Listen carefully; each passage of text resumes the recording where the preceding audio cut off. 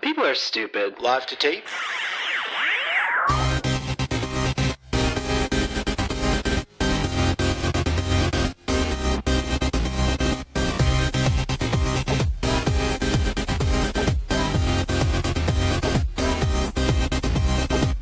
Welcome to Millennial 519. I'm Andrew. I'm Laura. I'm Pamela. And I'm Pat. Pat and I saw Detective Pikachu over the weekend. Did you two ladies? No, I was Yes. too busy getting drunk with my friends.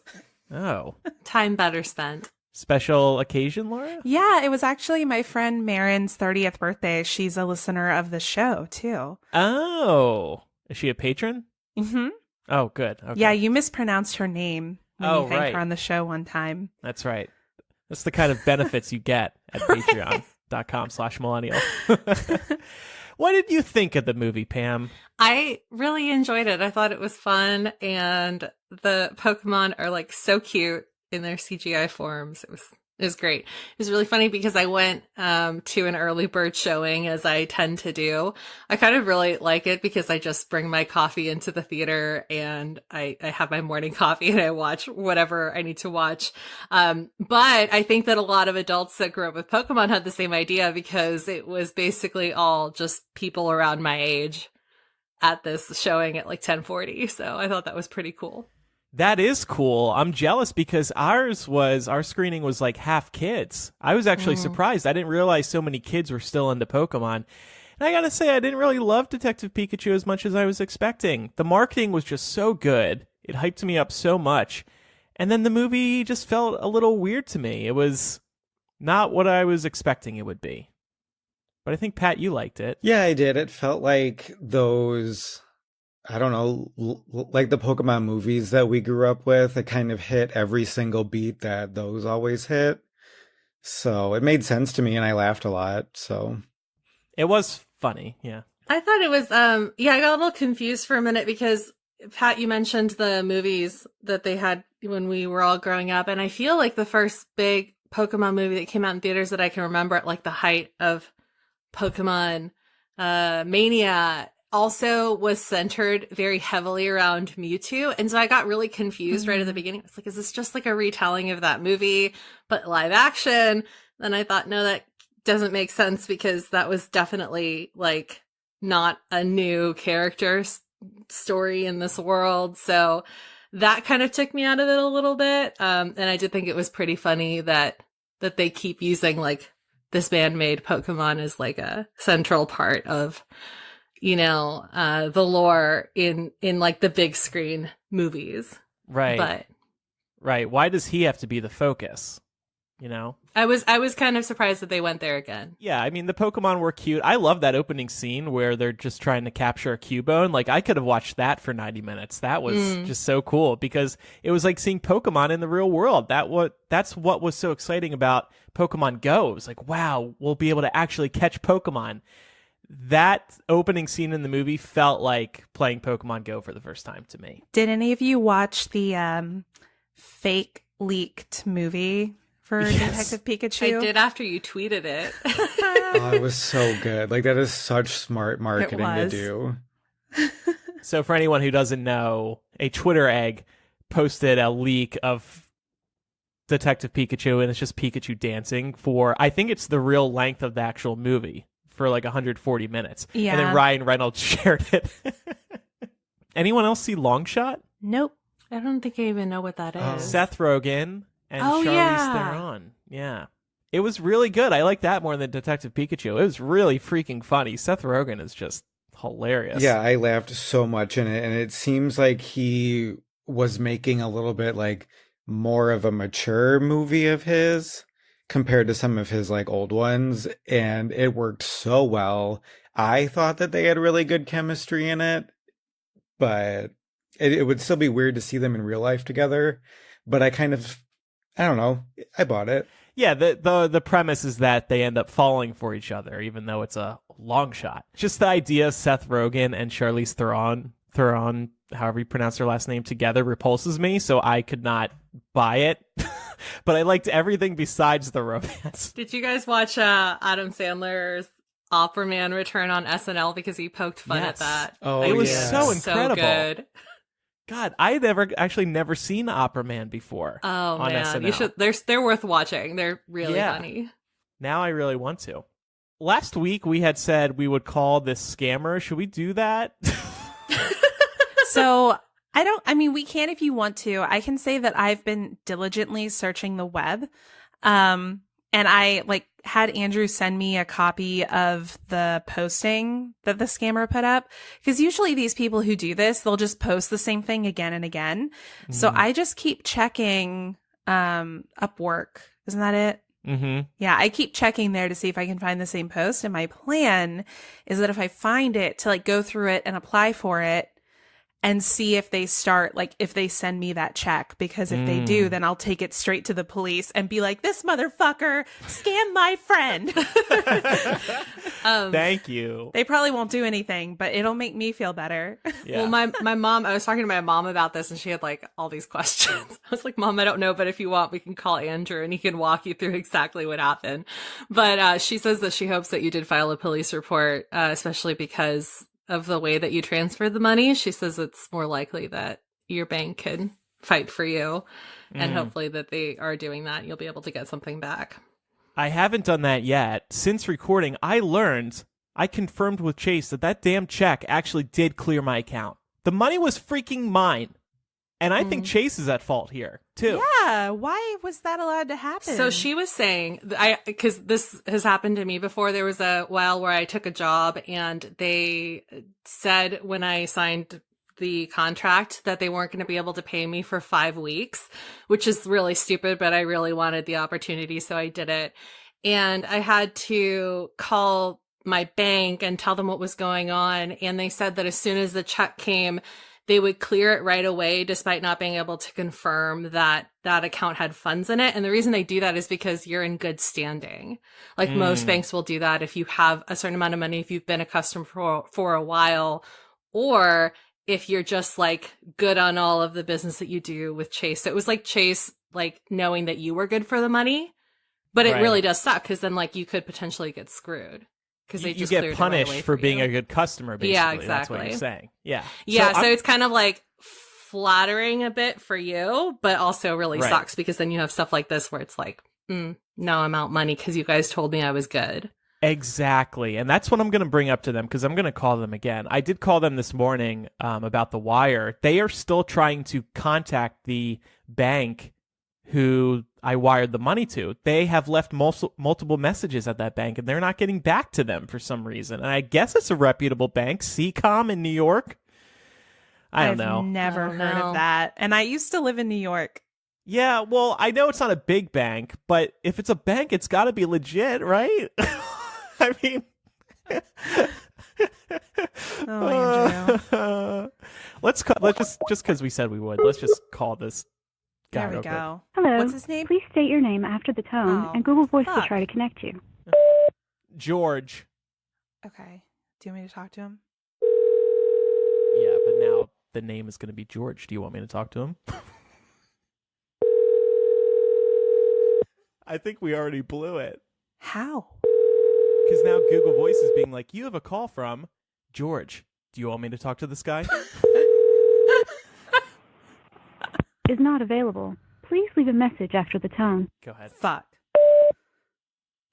Hey, ass fuck. Give me back my money. We're looking for you. You lying piece of shit. I couldn't see Detective Pikachu this weekend because I'm broke because of you. Yeah, and guess what? He's my boss, and he can't pay me because of you. Yeah. We're podcasters, bitch. We're exposing you. Suck a dick. All right. That'll get him. Did that at least make you feel better? Yeah, kind exactly. Got some rage out. We can just keep calling him every week. Anyway, ladies, what do you think of Game of Thrones, the penultimate episode? I don't want to be a Debbie Downer first, so I'll let other people talk about it. Well, I was really glad it. that this particular battle was well lit. Right. Right. You could at least see what was going on. The cinematography was beautiful. Yeah, the cinematography was really, really beautiful. A lot of what happened was expected And maybe that's why it fell short for a lot of people. Yeah, we're going to go into this more in After Dark because we're going to be talking about TV shows that kind of fall flat in their final seasons, kind of based off the reaction that this episode of Game of Thrones got from most of the fans, it seems like, or at least the ones who are actively posting online. My issue is not that we knew what was coming, because we've really known it was going to take this turn for a long time.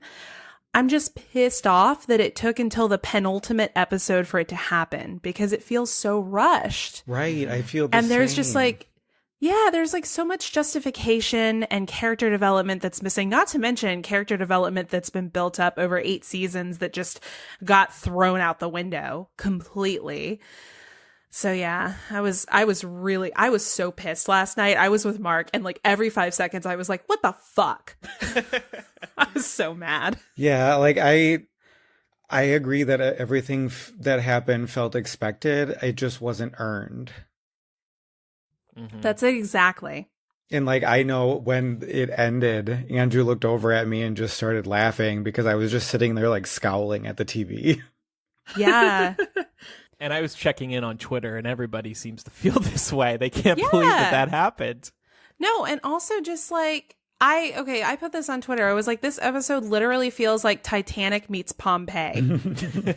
Like the whole time. I was like, did they want me to laugh at that? Because I don't think they wanted me to laugh at that. Right. Yeah. Ugh. Yeah. There's no, like, I feel like at this point, I'm just like going into the finale being like, you know what? I've been with this shit for a long time now. I'm just going to watch it, but I'm expecting nothing. Right. Right. I think it's going to be a thing that when I do like rewatch the show, I might not even watch season 8. Just forget it happened. Yep. But you like the first couple episodes, right? Yeah.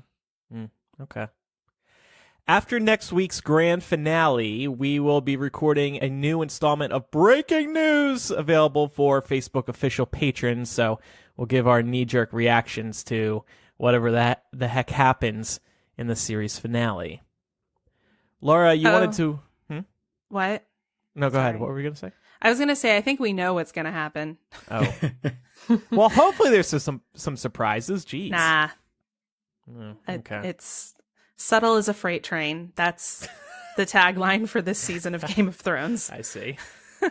So anyway, what? Well, so you wanted to talk about some not normal news that's been happening? So I figured I'm going to start putting this shit at the top of the show so that we don't have to dwell on it for an entire episode, but I'm going to call it not normal news. So a couple of things that came out today. Trump thinks that he should get another 2 years tacked on to his first term because his first 2 years were, quote, stolen because of the Mueller investigation. Way. Oh my God, is he 6 years old? Well, he wants 6 years, so I guess.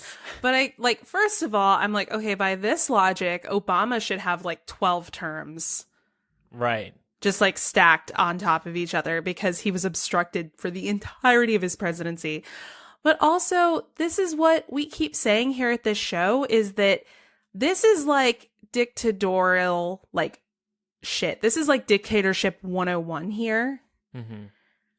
Like, I would challenge anyone. I'd be horrified if you found it, but I would challenge you to find like a president of this country who was voted into office after term limits were established, who said, you know what, I think I should get another couple years in seriousness. Do you think he was serious? I don't think he lives in reality. Yeah. So I don't think seriousness is like in his repertoire. Yeah. I also think that he's going to say he was joking, but then, right. You know, if in this like warped reality that, you know, he's living, if it were to be something that his crazy fan base was calling for, then he could just wash his hands and say, well, I'm just trying to give the people what they want. You know, they're the ones that are asking for it, which is even worse. This happens again and again. He tests the water by saying something crazy, and then he sees how people react. If they like it, he keeps going with it. If they don't like it, it's, oh, I was kidding. I was just kidding. Right. And there's serious concerns about what this president will do if he loses in 2020 and if he'll be willing to accept the outcome of that election. Yeah. And this is so not like this a just good hits sign. too close to home. Mm-hmm. His advisors should be like locking him in the residence and being like, you know what, you just stay in there for the next 2 years. Just don't come out. Don't talk to anyone. Don't tweet. Mm-hmm. And then secondly, Lindsey Graham, who is the chair of the Senate Judiciary Committee, which makes this super ironic. He said that if he were Trump Jr.'s lawyer, he would advise him to just ignore a subpoena from the Senate Intelligence Committee. Well, like you chair the Judiciary Committee and you're telling someone to ignore a subpoena. Could you, like, I feel like if he got any further up Trump's ass, he would know what he had for lunch like 3 months ago. And it would be a Big Mac. But like, I'm just so frustrated, and we just need to continue like establishing and reestablishing time and time again. This shit's not normal. And I know it's exhausting, but we have to get it out there. mm-hmm. Y'all have to hear it. And I will do this every fucking week until next November. So you all vote. That's something Lindsey would not say if a Democrat was in office. That is for sure. Yeah, actually, he said the opposite Right. of that when a Democrat was in office. Shocking. Yeah, he really wanted to just like hang Bill Clinton for having a blowjob. This is okay, though. Over on Patreon, we asked our top supporters, what do you want us to talk about this week? Alexander said, with the latest report saying that nearly 15% of global anthropogenic greenhouse gas emissions are being caused by the meat industry, this tied with the WHO reporting that now the majority of pork products are carcinogenic and beef likely to go the same way. What would it take for you to have a plant-based diet? Pat, would you ever go to a plant-based diet? No. Why not? In all seriousness, like, why not? I really like meat. I love chicken. I would eat chicken every day. I also love hamburger. I don't know. I've recently, just for my own health, I've been doing more days in the week that are only plant-based, or at least more meals where at least half my meals in the week are only plant-based. But that's just for my own health, not for the health of the world, I guess. And I think that's a good way to go about it. It was on this show, I went vegetarian what was it? Was it 4 years ago at this point? Andrew, I don't remember. We got a challenge from a listener, and so we all took on this vegetarian challenge where we all said we were going to go vegetarian for a week. I really liked it, and I ended up staying on it for a couple of years. And at that point, I went pescatarian because I really miss seafood. But I have not eaten any kind of meat with regularity over the past few years. At Christmas time or special occasions, I might indulge a little bit. But I think that Pat really touched on an important point, which is that I don't think that it's reasonable to expect everyone everywhere to go on an entirely plant-based diet. It's just not, it's not something that's ever going to happen. It's a pipe dream, right? But I think if we can get everyone to commit to reducing their meat intake, it would go a long way. Can you imagine if even a tenth of the US population committed to being on a plant-based diet 3 or 4 days a week? Yeah. That would make such a huge difference. It really would. I have reduced the amount of meat that I eat as well, purely for health reasons. If, for some reason, the whole world stood up and said, hey, you know what? We are going to stop eating meat. Sure, of course, I would be a part of that. But yeah, I think it's going to be impossible to get any even small fraction of people to actually switch. We just love our fast food. We love, grilling. Right. And my thing is so many of my favorite foods have meat on them to begin with. And for example, pizza. I'll eat all the meats on pizza, but the only vegetables I like on it are jalapenos. And who wants just a jalapeno pizza? And I think cheese pizza is not worthy of being called pizza. So That's Bold offensive. statement. I think you at least need some sort of topping. And my go-to is always pepperoni and jalapenos. That is the best combination, in my opinion. What is worth noting here is that Burger King introduced the Impossible Burger, which is a veggie burger. It was a big deal that a burger fast food restaurant would introduce such a thing nationwide. Maybe, just maybe, if enough fast food places introduce products like the Impossible Burger, people will slowly switch, but I don't know. It's going to take a long time to get everybody off of real meat.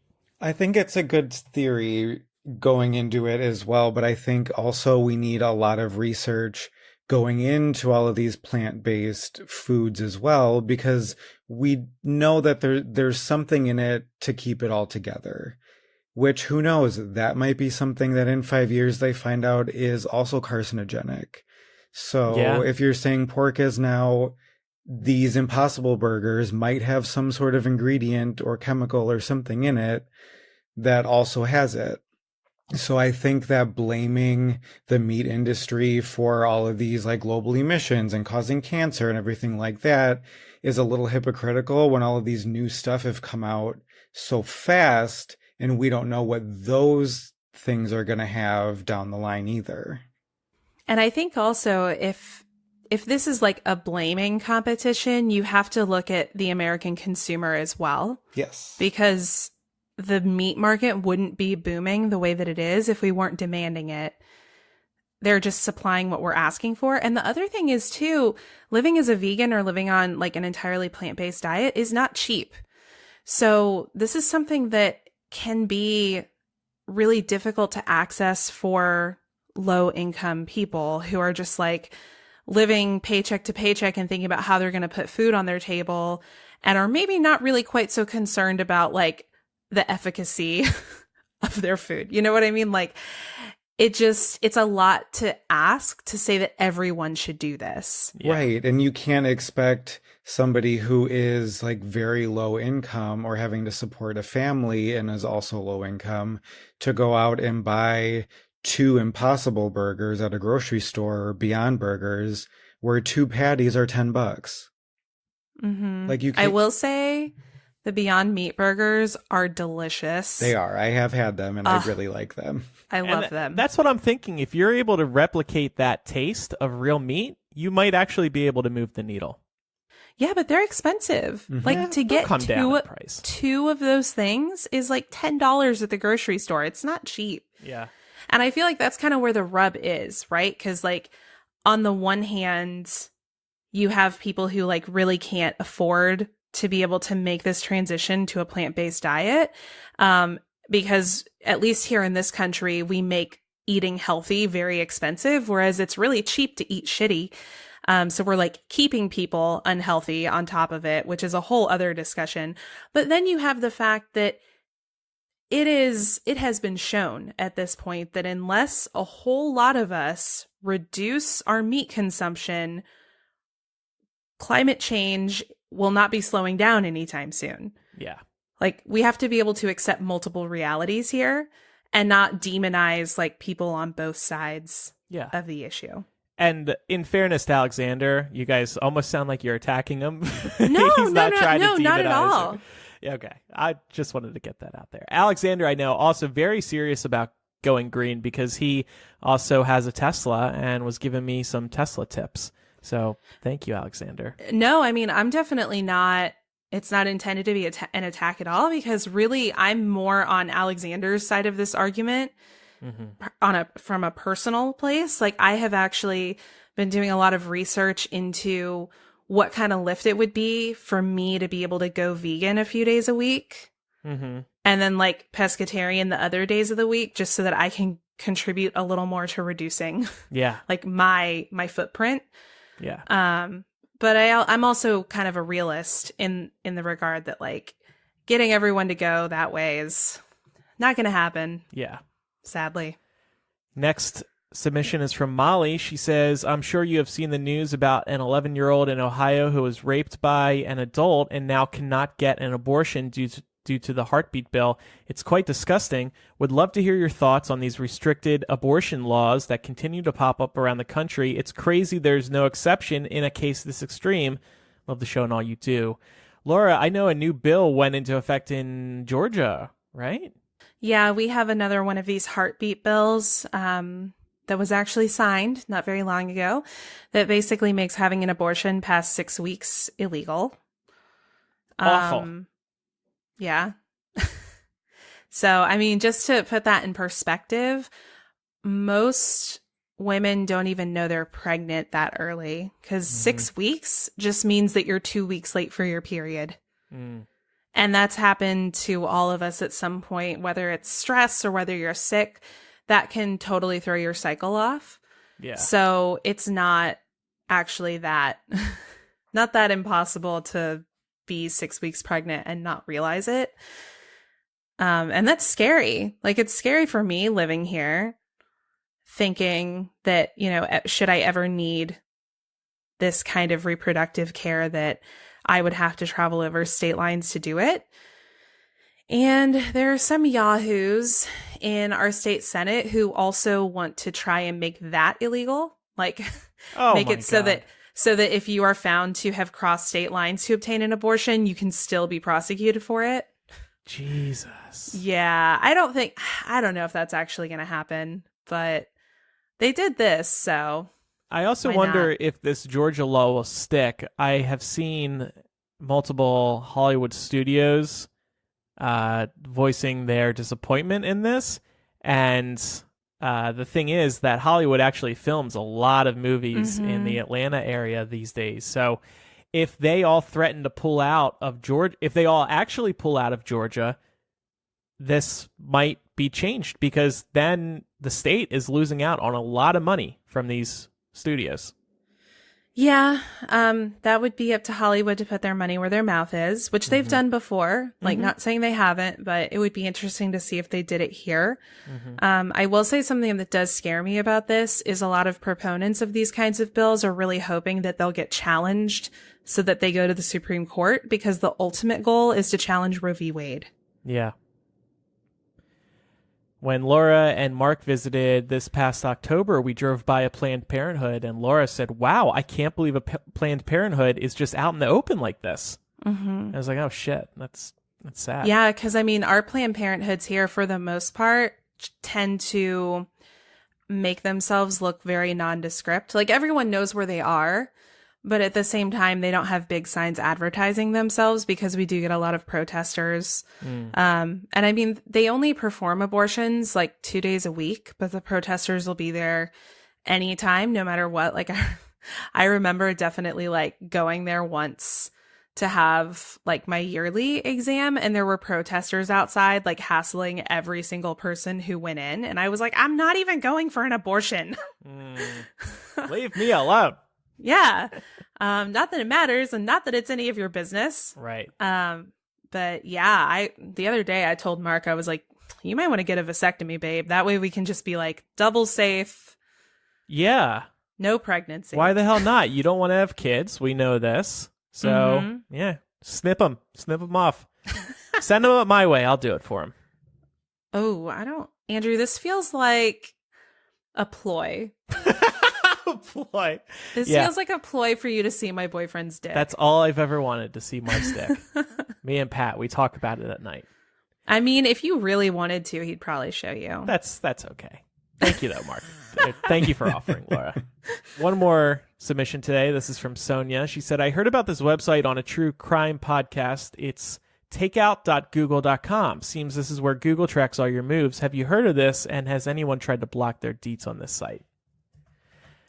I'm going to guess. Go ahead. I said I was going to look at this. I looked at it a little bit earlier, and it's really creepy. Yeah, but it's also good. So Google is open about all of the data that they have on you, all of the locations, all the search history, everything. And while that is creepy, they do let you delete it. And I don't know if this is rolled out yet, but they recently announced that you will be able to set time limits on how long they hold on to this data. So your data could be automatically deleted after 3 months, 6 months, or a year once they have that data. So I'm actually going to turn that on. I don't need Google holding on to my search history and all that after X number of months. They'll still benefit from the more recent data, but it's nice to know that they don't have, 25 years of history on Right. you. What's the creepiest thing you've Googled recently? Oh, creepiest thing I've Googled recently. Or just like weirdest thing? How to snip balls 5 minutes ago.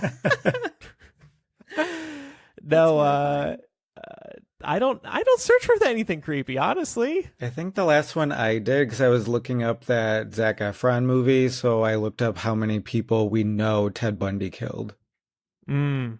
Oh my God, I have a tab on my phone for Zac Efron as well. A tab, dedicated tab. It's just one that I'm one of these people that I open like 1,000 tabs on my phone, never close them. Oh, I do too. It's so bad. Those are the AP Choice submissions this week. Thanks to everybody who supports us at patreon.com/millennial. Before I move on to a quick game, we wanted to hear a word from one of our sponsors, BioClarity. This is the skincare routine we've been raving about on Millennial for over a year now because it offers easy to use regimens with good for you ingredients that deliver great skin. I personally use the Essentials routine for normal or dry skin because I have an oily T-zone and a dry everywhere else, and this really helps keep my face moisturized and happy. It's a 3-step regimen packed full of detoxifying and calming nutrients, antioxidants, and a super special ingredient called Floralux. Floralux is derived from plants, and you can only find it in BioClarity. Andrew, you've been using BioClarity along with me for the last year or so. Can you tell us what you think? Yeah, they're just, like I said to you before the show, they're just old trusty. Whenever sometimes I'll stop using them for a little bit because of traveling or whatnot, and then I'll start using them again, and it just works surprisingly quick too for me. I guess my face just knows that when I'm putting on BioClarity, you better just give up now because BioClarity is going to win. Right. Also, I have to say, with our latest shipment, the first step, the cleanse, I think the bottles got larger, which I really appreciated. Yep. I guess they were listening to feedback there. So that's always a sign of a good company. So you can throw more of that cleanse step on your face. And I love step 1 because it just feels like it's working because it's like I would describe it as like a watery foam. It's not a heavy foam. It's just a nice little scrub. But even just letting it sit on my face, I feel it working. And that always helps me feel like I'm spending my time wisely. Yeah, I always love the restore step with like the green. Mm-hmm. Like paste, or it's not really paste. It's like kind of like a cream that you put on your face. And my face, like I have a lot of redness in it. So it kind of like really quickly gets rid of all that and just makes my skin look like really smooth and hydrated. Yeah. And you can feel really good about what you're putting on your face because their products are 100% vegan, cruelty-free, paraben-free, sulfate-free, and artificial fragrance-free. And on top of that, BioClarity offers a 100% risk-free money-back guarantee. Get healthier, more radiant skin by going to bioclarity.com. Right now, for our listeners, you'll save 40% on skincare routines plus an additional 15% off everything on their website. That's an incredible deal, but you need to enter our code MIL at checkout. So go to bioclarity.com and get 40% off skincare routines plus an additional 15% off everything on their website when you use our code MIL at checkout. I'm going to use that because I see they now have this ultra calming routine with a Zen bottle. Ooh, and it's got fancy. Floralux in it, amongst other things. Yeah, I'm seriously intrigued by that. That looks great. Yeah, I'm in love with that Floralux. All right, it's time now for... Surprise! Surprise, bitch! We're going to call Danielle. Hello. Danielle, surprise, bitch, it's Millennial. What's Hi. up? Hey. How you doing? What are you up to tonight? So I am actually highlighting my hair right now, and I thought that would be a great idea at this very moment, waiting for this phone call. Ooh, what color are you highlighting it? I went to the salon, long story short, got a horrible, orange color, but it was already all bleached. So I thought, you know what? Doing it myself from now on. So I'm just, extra bleaching it. Yeah, definitely be sure to run a toner over it after you're done. Yes. So this is like my third time doing it. And so through trial and error, I have perfected it, kind of. Cool. New side hustle for you. You can do it for other people as well. Well, if it doesn't turn out well, your hair's already bleached, so you can always turn it like blue or green or another fun fashion color. Definitely. And like I'm old. I'm like 30 now, so I'm like I don't really care so much, you know what I mean? Isn't that the best part of being 30? That's not old at all. Yeah, that is like very young. Okay, Andrew, just because you're staring down the barrel of 30. It's all downhill from here, okay? Just be ready for it. Oh, no. No, the great thing is you just won't care. I feel that way, but people have recently been saying the number out loud, and I'm like, oh, I like shudder. It like hits me when I hear the number. Yeah, it's like I try to joke about it, but also deep in my heart, I'm like, oh my God. Pat's been thinking about bleaching his hair, and I'm thinking... I've done it before, and I really, really liked it. I called myself Platinum Pat, but it was great. I think that would look good on you with your skin tone. Because I'm a ghost? No, because So you did it don't have like a silvery hue to it? No, it didn't. So I did the whole thing once, but then it just got to be so much upkeep because I have shorter hair. So then I just left the sides my natural color, which is like an auburny brown, and left the top the platinum, and I would just redo the top of my head. So, Danielle, we're going to play a game now, and I want you to get involved. I don't know if you all have seen, but this game has been trending on Twitter over the past week. So what happens is you share a list of 6 artists, and everyone has to guess which one you didn't see live. So this is a list of 6 artists you've seen live.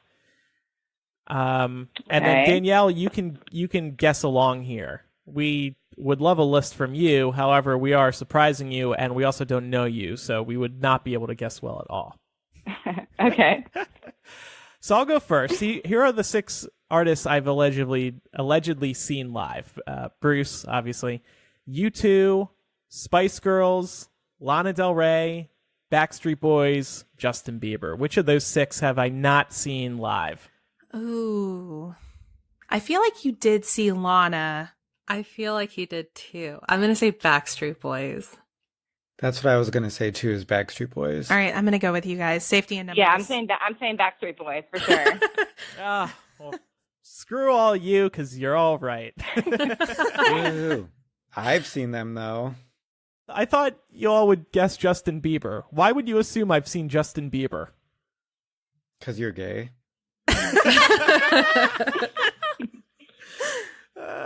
I saw Justin Bieber with our old friend Kevin, Laura. And this was back in like 2009 when Justin Bieber was 12 years old. That makes so much sense. Yeah.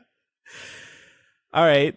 Pat, why don't you go next? Okay, so people I have seen live are Fall Out Boy, Carrie Underwood, Neon Trees, Aaron Carter, Wiz Khalifa, and Styx.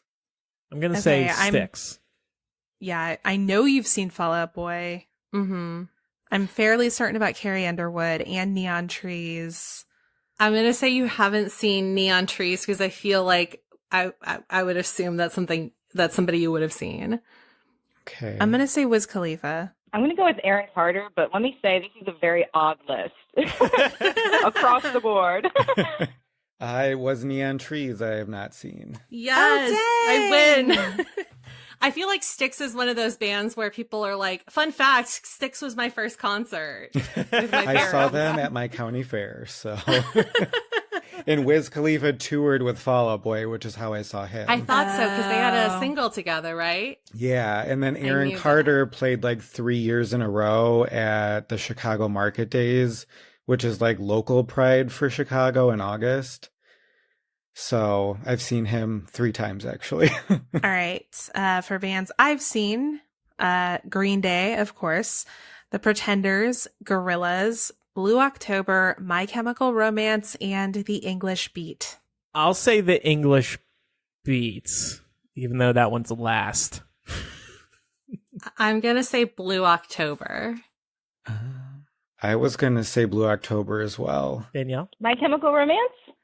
Ooh, Danielle's the only one who got it right. That was a trick one because Laura's emo as fuck. Yeah. Yeah, exactly. I know. And I really wanted to see them in high school. It just never happened for me. I had to choose between them and Green Day, so I chose Green Day. Understandable. I would have too. Yeah. But I still love them. Every now and then I put them on in the car and I'm like, yeah, man, like back to my emo high school days. Still holds so up. good. Some deep shit. Yeah. Mm-hmm. Now, Pam, I just want to warn you, you only have 5 here. Oh, no, I forgot to write one in, but it's supposed to be right after Destiny's Child. Don't worry. Oh, okay. I remember. Okay, so mine are Taylor Swift, Childish Gambino, Destiny's Child, NSYNC, Stevie Wonder, and Yellow Card. Oh, this is tough. I'm going to say Childish Gambino. I was thinking that too, but... I feel like that would have been Stevie recent. Wonder. Yeah, but Pam is so like entrenched in the music world that I feel like Stevie Wonder may be somebody that she's seen. She's you know, also because an- I feel like what? She's also an old soul. She sees movies at 9 a.m. And I feel like that's the type of person who would see Stevie Wonder. I would see Stevie because of all Wonder. those things, that's why I think it is, because you'd think she would have, but hasn't yet. I'm going to say Childish Gambino too, but I don't know. Jury's still out. Oh, Destiny's Child. Okay. I have not seen Taylor Swift. What? Oh my God. I know. I would have thought you would have seen her. It's never the right time. I wish I had, but I haven't. She's evaded me. Oh.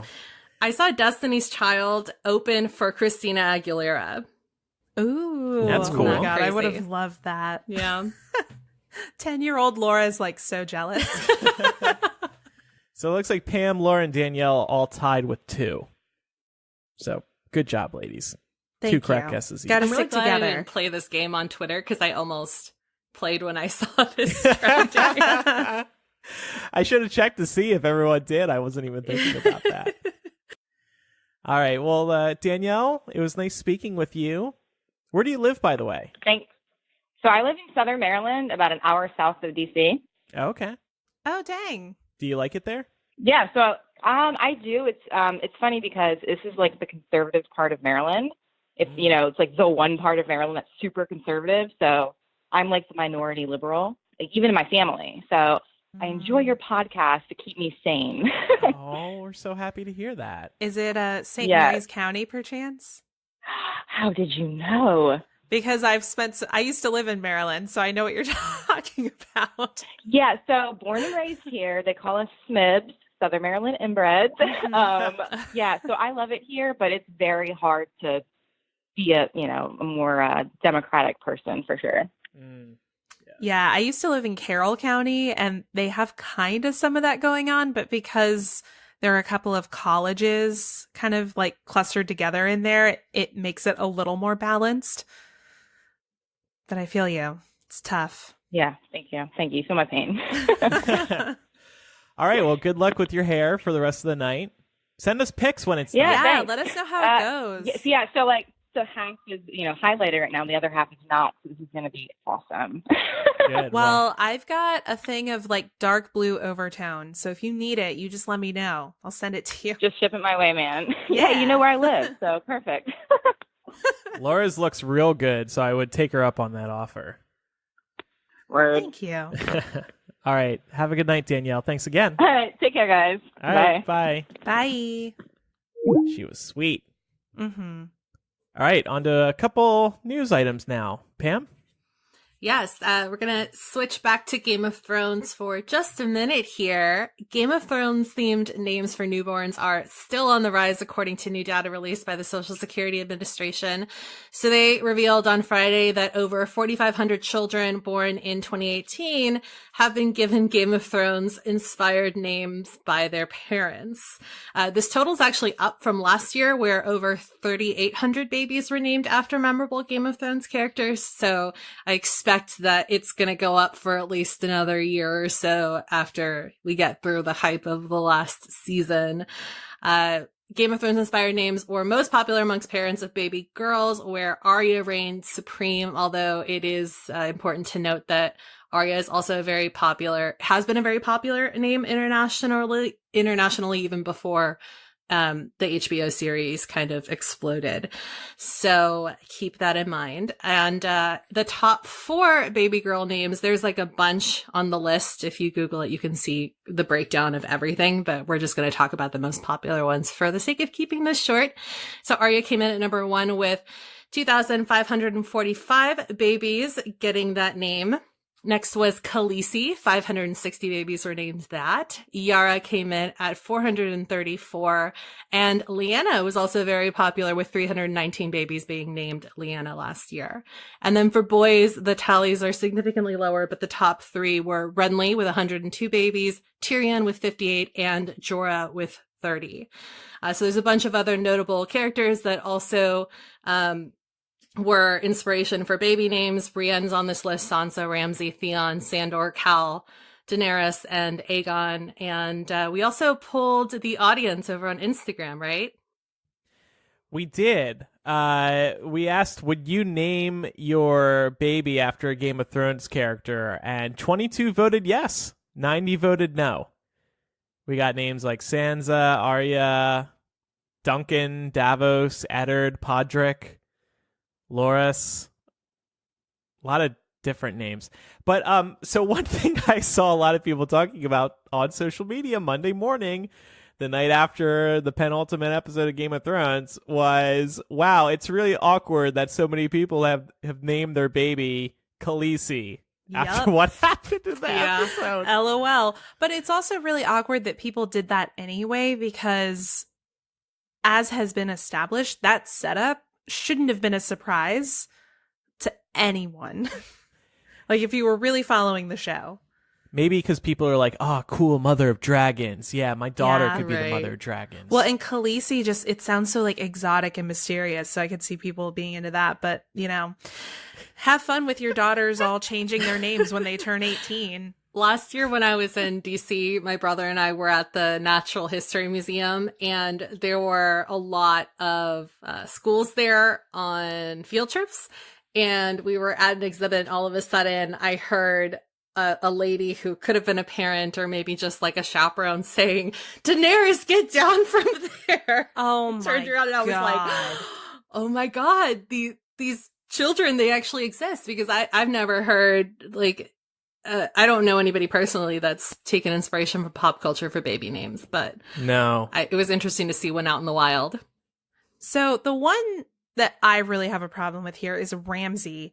Why the fuck would you name your child after that character?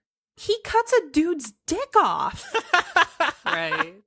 He's a sadistic motherfucker, rapist, murderer, genocidal maniac. What's in more a similar masculine? vein, Theon was only redeemed the last 2.5 seasons. Right. So. I know. He burned children alive.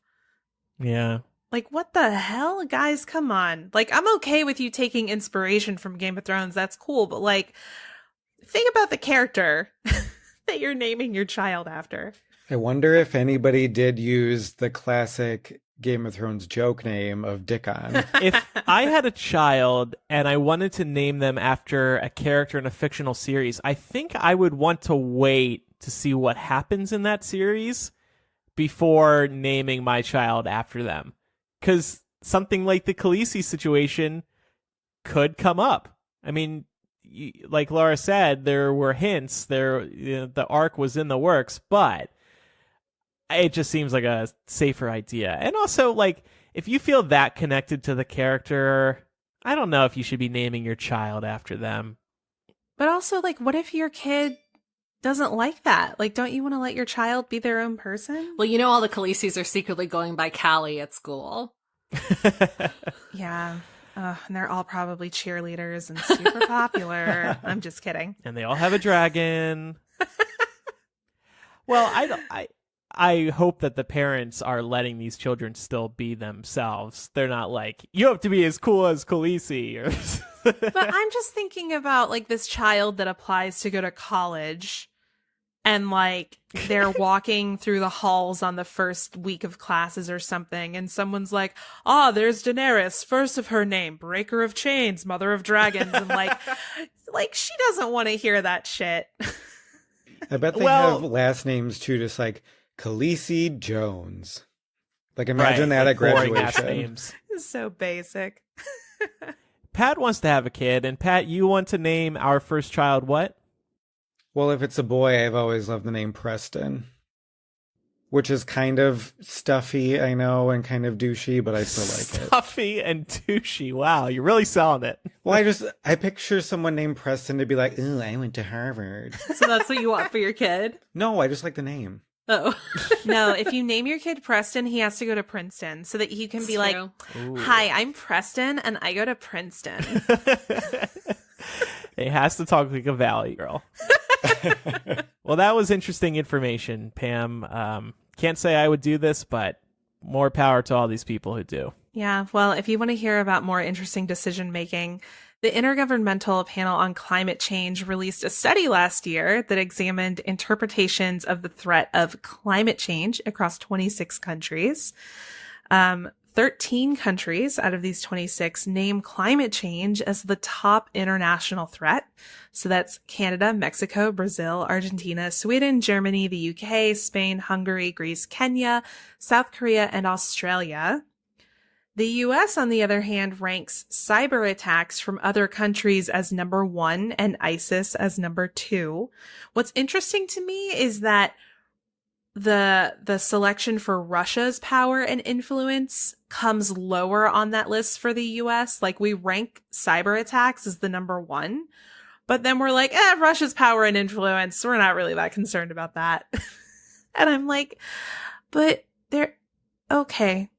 Same thing. But anyway, what I found really interesting about the Russian threat is that Poland is the only country that lists Russia's power and influence as their number 1 concern, which really interested me given the conversation we had with Amalia last week about European politics and all of the changes and like the right-wing swing that Poland is taking. And I wonder if some of that is sort of like given to their proximity to Russia. That's what I was thinking. They're scared because they're so close. Right.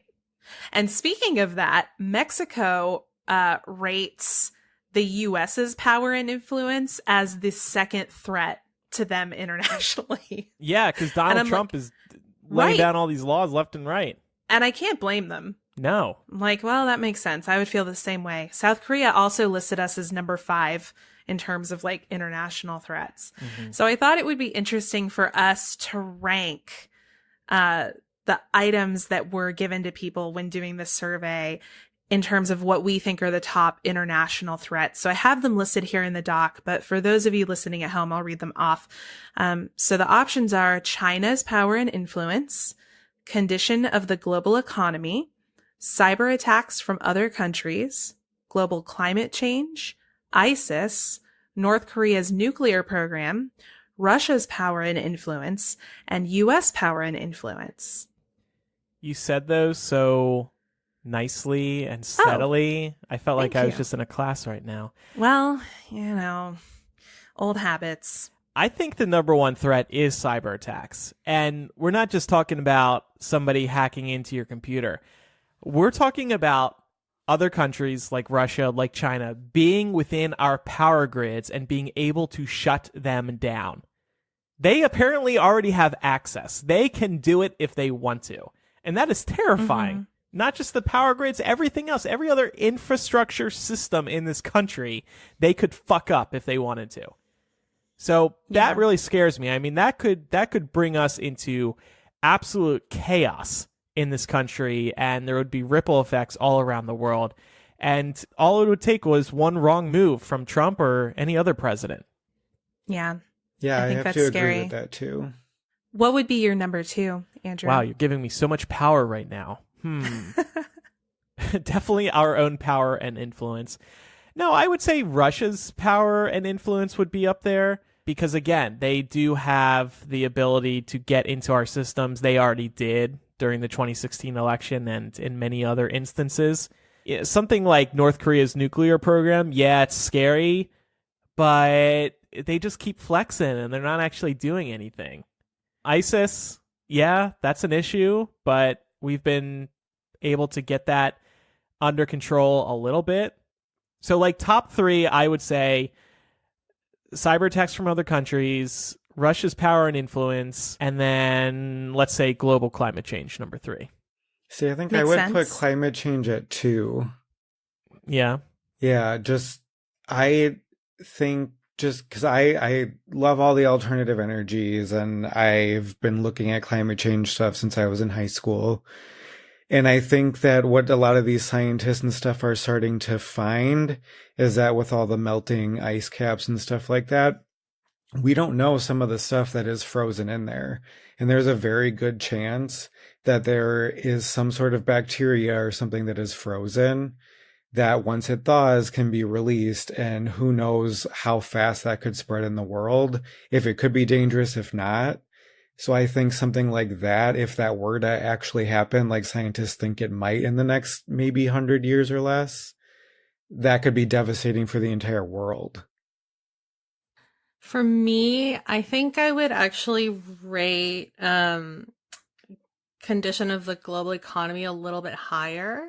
Like, I'm not sure if it's my number 1, but I think it's in my top 3. And I think that the thing that's interesting to me about this list is that you can group a lot of these things together and kind of make little subgroups, because a lot of them do trickle down into each other. Like, I really feel like condition of the global economy also really affects the idea of global climate change, just because everybody's trying to get ahead. And a lot of the problems that we do have are kind of influenced by where the money is and where the money's moving. So you could also talk about China's power and influence in terms of condition of the global economy. So I feel like it's just like a blanket term that can kind of, or like a blanket idea that really has a lot of sub issues in there that could potentially cause a threat. That's just like my opinion, though. I don't know if it makes sense. Yeah, no, that actually does make sense, because I was thinking about this too. And if I'm going just based off this list, my number 1 is global climate change, because my feeling is that all of this other shit is terrible. But if we don't start backpedaling on climate change, none of the rest of this matters, because the planet's going to go to shit and it won't be habitable. It's kind of like, the White Walkers in Game of Thrones. Like, if we all spend too much time fighting about the throne and we don't address the threat of the White Walkers, then we're all going to die anyway, and it doesn't matter. That said, I do agree with Pam's point about the fact that there is really trickle down from like the global economy and its health that sort of like informs how like our decision making is and what sorts of changes we can make. And also, I think that goes to Amalia's point from last week about how, like, yeah, the U.S. pulling out of the Paris Accords kind of fucked it up for everyone else. Yeah.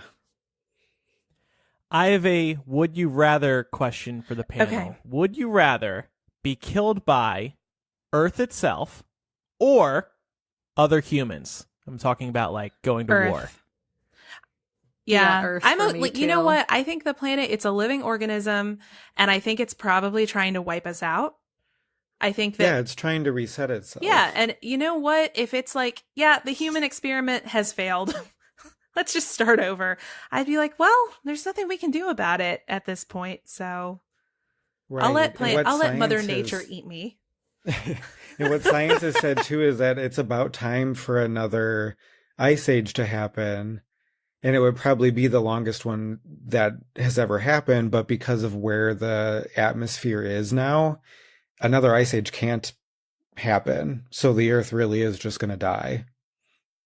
Oh my God, Oh. but this is how we get out of our student loan debt. Ooh, true. You're just gonna have to hold out long enough, Yeah. huh, for the debt to die with Exactly. us. Fatalism from Millennial. I agree with you. I'd rather have Earth kill us. That's the better way to go. By the way, I want to say that China's power and influence is a close fourth. Yeah. Potentially could come up to number 1 depending on how this trade war goes. Yeah. Do you want to talk about that a little bit? Because I saw some headlines Well, today. I saw China is going to be raising their tariffs within the next couple of days. It would be raising tariffs. They would be raising tariffs on a wide range of American goods to 20% or 25% from 10% as retaliation for President Trump's increase. So we might very soon see prices of things starting to go up. I mean, that's going to be a problem. Yeah, and it's interesting, too, because one of Trump's policy advisors split with him on this issue and publicly stated, the American people are going to feel some economic pain from this. Yeah, they admitted it. Mm-hmm. Both sides are going to be feeling this, both countries. It's just like, this is one of those things that's not surprising, especially given how Trump decided he wanted to handle China, and especially going even back to his whole stance on how China's a currency manipulator. It's like, yes, but like everybody knows that. Everybody that's in international relations and studies global political economy, like they know, but you don't like say it. You don't address the elephant in the room. You finesse your way into figuring out how to fix the problem without actually calling attention to it, because China is only ever after China's best interest. And you can even argue that for like most countries, but like specifically China. That's his whole point with the currency manipulator stance. But it just like screws everybody over when you can't deal with it in a smart way. Well, and it used to be the way that we dealt with it was by competing with China globally. But now that the U.S. is going the isolationism route and getting off the globalization train, it leaves a vacuum for China to fill, and they're more than happy to fill it. Right. It's like they've been waiting in the wings. Well, I'd be really interested in hearing from our international listeners, because I have a feeling that the ranking of these issues really does depend on your geography. Like I would imagine somebody who has closer proximity to the Middle East might be more concerned about ISIS, or somebody who lives in like a very low altitude area could be very concerned about climate change. So write in, let us know how you feel about this, and let us know what your top 3 ranked concerns are. Maybe after a discussion like this, you want to feel all fresh and clean. Well, are you in luck? We have a new sponsor this week who we all got to recently try, Myro. Myro is making deodorant better. They're not your drugstore bought deodorant with the meh sense that you're used to. They make natural deodorant with a custom blend of essential oils that release over time to keep you fresh, and barley powder to keep you dry. Their formula is hardworking, long-lasting, with no toxic anything. That's the big deal here. 0% aluminum, 0% parabens. Their ingredients are clinically tested for safety and efficiency. And here's how it works. This is one of those clever internet companies. You choose your scent and the color of your case. You get to pick your deodorant case. And you get a refresh every 3 months automatically delivered straight to your door, conveniently timed for when most people run out. You can switch scents. You can press pause or stop literally anytime you want. So if you don't like it, but I think you will, but if you don't, you can stop it, no problem. It's in a refillable case, which are good for you and the planet that we live on. Doing good and feeling good should be an everyday thing, just like deodorant. I have really enjoyed this deodorant so far. I've actually never had one of these deodorants that were 0% aluminum, 0% parabens. I was surprised just how comfortable it was to put on, because usually when I use dry deodorant, I freaking hate it. It's itchy, it's sticky, but this stuff is smooth. It is good. Ladies, what did you think? Yeah, I thought the same thing. It goes on, like the application's really smooth, and it also smells really good. I don't know what scents y'all got, but I got one that was like kind of like minty smelling. Yeah. Like basil, maybe. It smelled really, really good. And I'm also a big fan of the refillable container, because as we've been talking about climate change a lot today, our reliance on plastics is another thing that's going to destroy the planet. So the fact that there are companies like this making products that are reusable really does make such a difference. And it's this super cute cylinder case. Sorry, Pam. Oh, I was just going to say really quick, I liked that it didn't rub off on my clothes, because deodorant stains are the bane of my existence. Oh my, I'm so glad you brought that up. I thought it was just me. Like, I was like, wait, am I just putting on my shirts carefully? Why isn't this coming off? I was actually worried, because it is like, it's a solid. It's not even invisible solid, so you can't actually see it going on, which is good because you won't miss a spot. Yeah. but I was worried about, it drying on my clothes, and those are really hard to get out after a while. But it's the worst. Problems. And then you got to change your shirt immediately after you notice because it's embarrassing. Mm-hmm. Yeah, this is good stuff. We want everybody to try it. Get 50% off your first order and get started today for just $5. Visit mymyro.com/MILL. That's MYMYRO.com/MILL and use promo code MILL. Again, get 50% off your first order and get started today for just $5. Visit mymyro.com/MILL and use promo code MILL. As in, you're going to smell like $1 million. Farmer Boy, it's time for you to shine again. You taught us about GMOs last time you were on. This time you want to talk about organics. Yes, I do. And again, before we get started, I just want to let everyone know that all my statistics I'll be spouting at you today are from the USDA and scientific peer-reviewed articles. Just got to make that blatant statement. So when I mention organics, for the three of you, what is like the first word that you think of?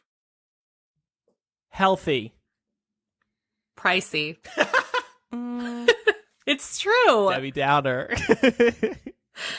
I would say uncertain, because I'm uncertain that they're actually better than non-organics.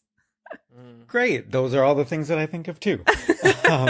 So my biggest thing that I hear friends talk about and everything is that they always think it's just healthier for you because they believe that there are no like pesticides or herbicides or anything like that used on these plants that are considered organic. But contrary to that belief, organic products do still use pesticides and herbicides and fungicides. And in the US, the organic standards have over 45 approved synthetic chemicals that are able to use on plants. So even though you are buying an organic plant, it still will have some sort of man-made product on it to try to deter other plants from growing around it or deter bugs from getting on them or anything like that. And many times because of this, organic farms need to use almost 2.5 times more pesticides and herbicides per acre during the growing season than a conventional farm will. The reason for this is many of those sprays are exactly the same down to a single ingredient, and that single ingredient prevents the UV light from burning off the product. So because it's missing that, the organic farmers have to reapply more often to their plants. And a lot of times they will wait until just before harvest to ensure that the product won't go to waste. So because of that, you pulling an organic plant off of the shelf at the grocery store, most likely it's still going to have 70% residue on it, even after it's been washed in the factory. So you get home and you still have to wash it again. And would even your wash take it all off? It really depends how long you do it and how diligent you are. Like most times when I'm cooking, I'm just going to rinse a vegetable. I'm not going to sit there and like scrub it with a brush or anything. Right. Same. So going along with that, in the average year, 10% of organic farms have salmonella and E. coli outbreaks because of fecal contamination from using like animal manure or something like that, because the pesticide that they're going to use on the plant is missing an antimicrobial agent to protect the product. And this is also a reason why if you're going to a butcher or something and you want to get a grass-fed beef or something like that, there are also higher instances of those plants that the animal is being butchered in of having salmonella and E. coli outbreaks because they're eating the grass where the animals are also spending the rest of their day. So a lot of times that grass has the animal's fecal matter in it. So Great. The grass is literally ass. Yeah. And a lot of people do also think that organic farming is better for the environment, which definitely in a small scale center, it is. So if you're just on your own farm, you have your own little garden in your backyard, something like that, that is going to be better for the environment. But when you think about the groceries you get at the grocery store, that's coming from a factory farm of lettuce or tomatoes or onions, anything like that. So then you're using more vehicle, like gasoline or diesel, anything like that, that is going to pollute the air because you're going to have to be spraying more often. And when you're spraying more often in liberally, a lot of that will have any runoff or anything from rain is going to go back into the ground. Mm-hmm. So that's something that a lot of people also need to realize buying organic, is that a lot of times the produce that comes from it is also about 80% the size of the produce that you were buying if you were buying conventional produce. I mean, do you know, are there any farms that are sort of like I guess is the best term I can think of, like they produce like organics and non-organics? That is really hard because a lot of times like these like farmers will be denied an organic status even if their land butts up to another field, and if they can't guarantee that the field next to it is an organic, then a farmer will be denied his application as well. Wow. So most likely, if you were to do something like that, they would have to be two separate farms in two separate areas. Because if you also think about like the wind, if you're spraying, can carry something like 20 feet, 50 feet. It just depends on the day. So like if your neighbor is non-organic, but you want it to be organic, you're kind of screwed anyway. A little bit. And plus, like, you can't control the bees that are flying around, like anything like that, which leads me to my next point of some statistics based on the USDA and their standards, that if you're buying a multi-ingredient product, like let's say you're buying organic bread or something like that, really only 70% of the products in it need to be organic. And then if you're going to a single ingredient product, it only needs to come out to being like 95% organic. So if I were to give the example of milk or cheese or something, or butter, you can have organic butter, but something that they put in it could potentially be non-organic as long as 95% of it is. And I guess the part of your argument here is that most people probably see the organic label and assume, oh, it's 100% organic. Right. But the truth is different. So do, maybe I'm getting ahead of your discussion, but is the disconnect here that people, kind of like, is it basically that organic and sustainable are being used interchangeably, but that's not really the case of what those two words are supposed to mean? I think so. Yeah, because you have a lot of these companies that want to like make more money off of being organic, kind of like how we talked about last month with the GMOs, where you're going to label something GMO free or organic to get into that marketing scheme and make more money, which I don't think a lot of people realize it's that sort of kind of like ladder that these companies are doing. Most consumers are just like, oh, organic, I've heard on the news it's supposed to be better for me, I'm going to buy it. Are there studies that show that organic food is actually better for you? The ones that I came across with, and I found the one stat here that says in over 3,000 comparisons of animal products, so like in organic meat or something like that, they've said that it's actually less healthy than non-organic because they have higher rates of trans fats than conventional. Oh, yeah, trans fats have become a big no-no. Right, and saturated fats are really the bad ones. Obviously, you want to watch your trans fats, but they're not as bad as saturated. When it comes to vegetables or fruits or anything, it really is the exact same level of nutrition across the board, unless there is that trans fat that can convert over to vegetables and fruits as well. Are Are they more expensive because they just put that label on it? I think so. I think they know that people will pay more money for it because they think they're being healthier. Yeah, this is exactly why I've never bought into the organic food movement. Like when it first started, was this like maybe a decade ago when it started picking up a lot of steam? I was just like, I don't taste a difference, and this apple's cheaper. Right? I'm going to go with the cheap one because I'm in college and I'm poor. And I get like that mentality never changed for me. Do you have the same, I guess, across the board for all three of you?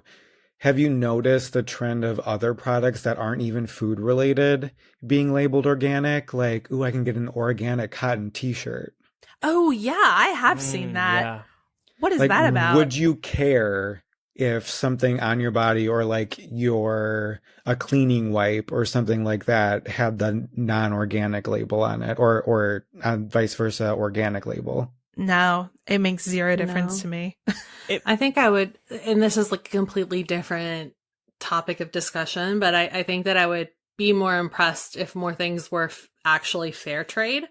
You know? Yeah. Because that's like actually helping the people that are making that thing or harvesting that thing. Like if I see a coffee shop, like especially a local coffee shop that says that they're like USDA organic certified beans, okay, that's kind of cool. But what really kind of drives it home for me is if they say that they use only fair trade beans, because then I know that, you know, all those people that are working really hard in developing countries are being treated properly. Yeah, local is also a big thing for me too.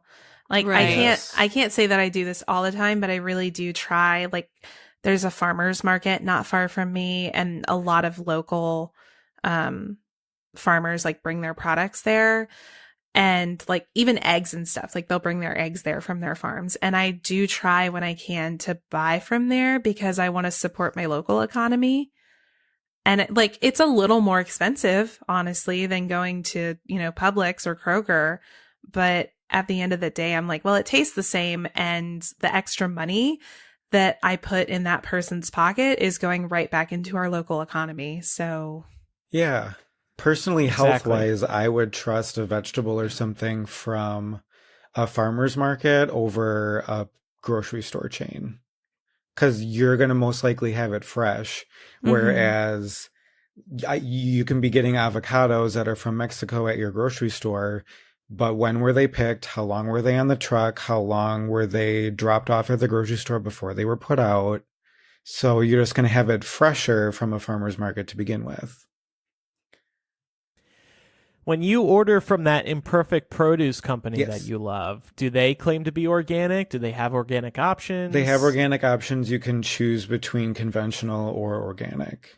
I see. And I Is it more usually only expensive? look at the conventional section because I don't need to spend more money on it. And one thing, You know the truth. well, yeah, but also I would say, because I don't want to deter anybody from, like, if you believe in buying organic, do it. You're still supporting a farmer out there somewhere. I just want people to be more educated on it. And one thing that I would say is if you're buying something that you're eating the entire product, I would lean more towards organic for that than something like a lemon or orange or avocado, because you're not eating the skin of it that is getting any of the pesticide or herbicide or anything like that on it. So there's no point. It doesn't matter if that's organic or not. You're not ingesting it. But let's say lettuce or grapes or something like that, where you're eating the whole thing, make that choice then if you do still really want to buy organic. Would you say, like, if you had to rank it though, Pat, would you say that organic is less bullshit than GMO free? Yeah, I would. And one thing I guess Okay. too, and I did mention it last month, but I'll also mention it now, organic farmers can use GMO plants and still be considered organic. Interesting. Oh, Yes. well, that's messed up. But it kind of goes along with it, because like if you have a corn or something that is Roundup ready or something, that means you can spray that other chemical right away and not have to worry about having to reapply or anything like that. Or ones that are certain pest resistant, you're not going to have to spray that pesticide then. So it's one less chemical going on the plant. Okay. All right. Well, thank you for sharing all that. You're welcome. Off my agriculture high horse for a while. I think it'd be cool to learn more about how, like we've talked about it briefly on the show before, but it would be cool to learn more about how the economy is impacting farmers. Mm-hmm. Andrew's like, stop encouraging him, Laura.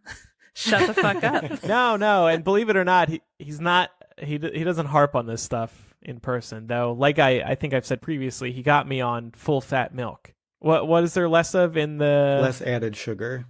Less added sugar. That's so heavy. They don't have to make up that taste.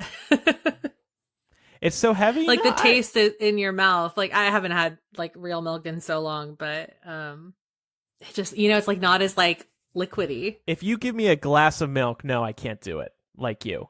But just in my coffee, it's perfect. Oh, yeah, I could see that. Oh, and I will drink a whole big, like 16-ounce glass of milk like every day. Yeah, he does like with dinner or like at night. I feel like it just reminds you of home, and that's why you do it. I also like I know a lot of people that that's are a like generational thing because our parents were taught, around the time that we were kids, that kids should be drinking a glass of milk a day for calcium reasons. Mm-hmm. That's true.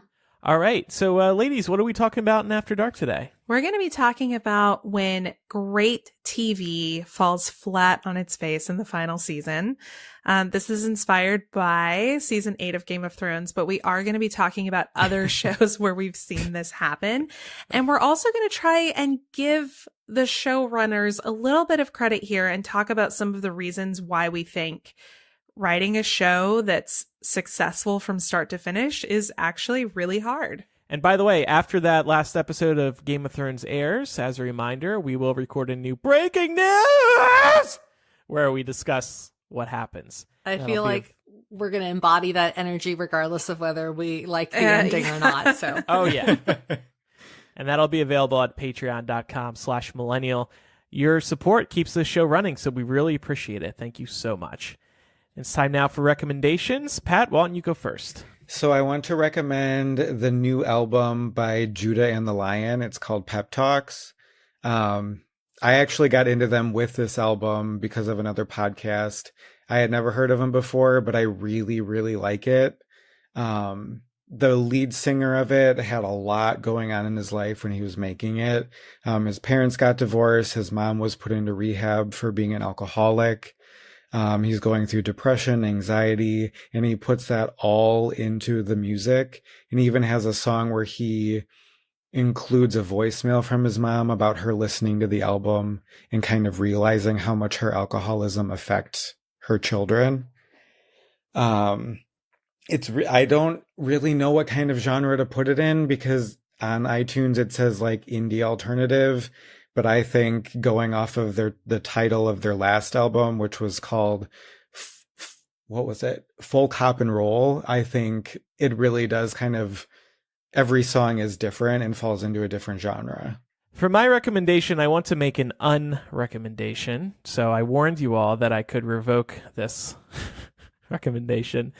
So I get this standing desk and I like it. I've had one before, but guess what happens at the same time? I start getting shin splints, and I think it's from the standing desk. I'm not doing anything else differently. At just the past few days, I've had these really painful flare-ups, and now I'm just like, oh my God. Do you get enough potassium? I have a banana every day, a real one. Are you sure? I think he just needs new workout shoes because it's been over a year. Yeah, I was going to say, how's your foot support? I guess, but why would this happen at the same exact time that I get the standing desk? It's a weird timing. Because if you're standing significantly more than you did before and you don't have any support, that would make sense. You're also standing barefoot at your desk, not wearing shoes, where I bet if you put shoes on... Oh, yeah, that's not good for you. Yeah. I have a standing pad. No, get some arch support in there. All right. Like the anti-fatigue mats are good, but... you should still have some form of shoe on. Okay. Even your boat shoes, now like something supportive in your arch. Okay. Oh man, more money, but all right. I'm wearing your slippers today, Pat, to try and make it softer to walk around this apartment. But... So on that note, I totally forgot to put a recommendation here, but I do have one. Drink a glass of water between alcoholic beverages.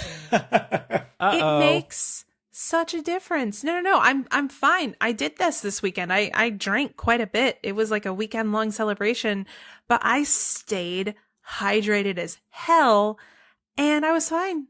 Like, we slept late, but apart from that, I didn't really feel hungover. So yeah, be responsible. Do what your mom and dad, or at least like your college mentors, always told you to do that you didn't do when you were young. Do it now. Yeah, I have heard this tip before, and it does work. However, it does kill your buzz a bit, doesn't it? Because you're mixing the water with the liquor, and it's not hitting you as hard.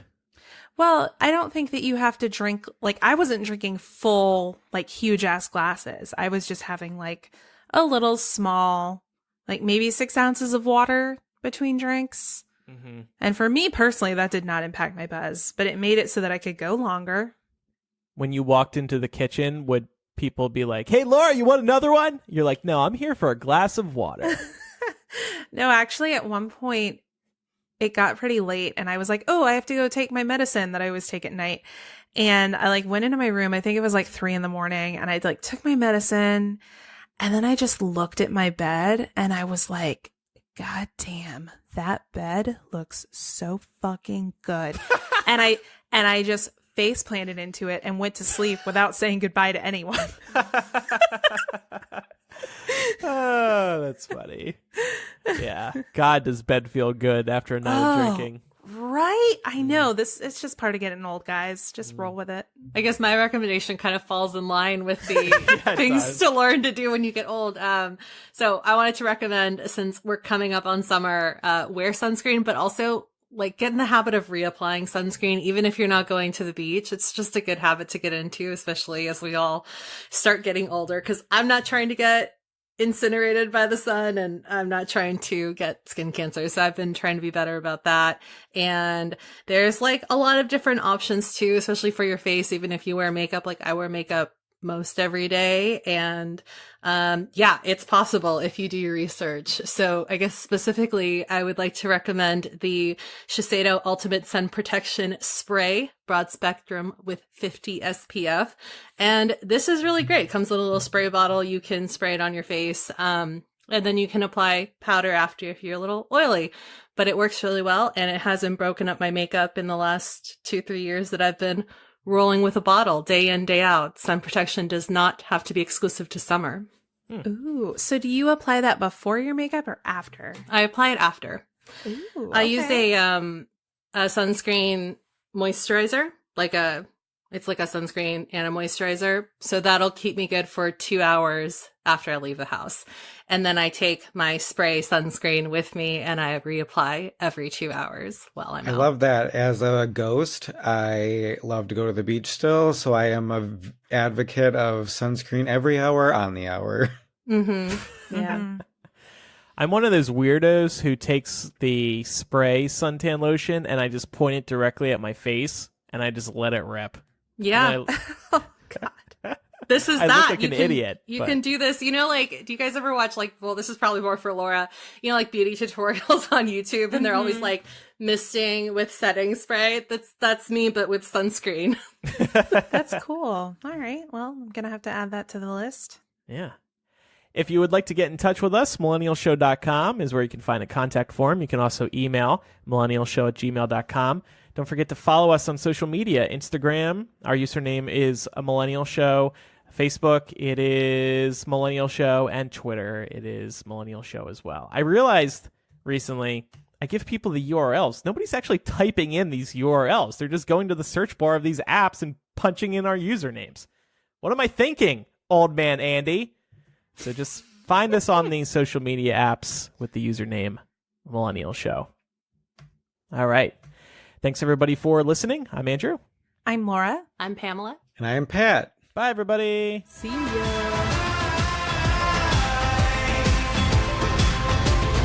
Brother called me on the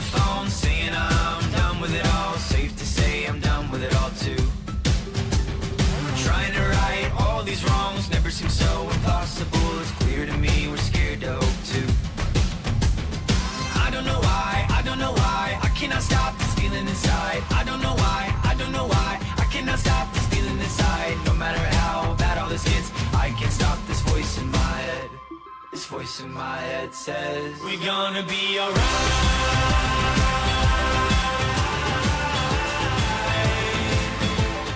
It's a fun song. Yeah, I was jamming out in my chair here. Yeah, me too. Reminds me of old school 21 Pilots, kind of. Yes, me too. I think Oh. that's why I really like him so much. Yeah. What's that one song like Gold that they had? A little bit like, I think I'm thinking. Yeah, of the right Gold one. is really good. Yeah, kind of like that. Yeah, where he's got the ukulele in it. Yeah, and then they have like the gang vocals that come in, kind of, or like the choral vocals. Mm-hmm. Oh, We're on the same page. I love it.